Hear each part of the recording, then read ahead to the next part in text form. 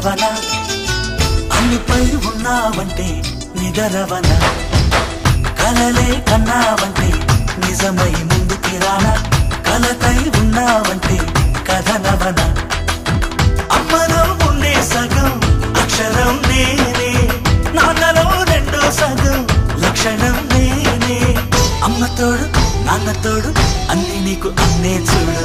చెల్లిపోని బంధం నేనమ్మా చిట్టి చెల్లెమ్మా వెళ్ళిపోని చుట్టం నేనమ్మా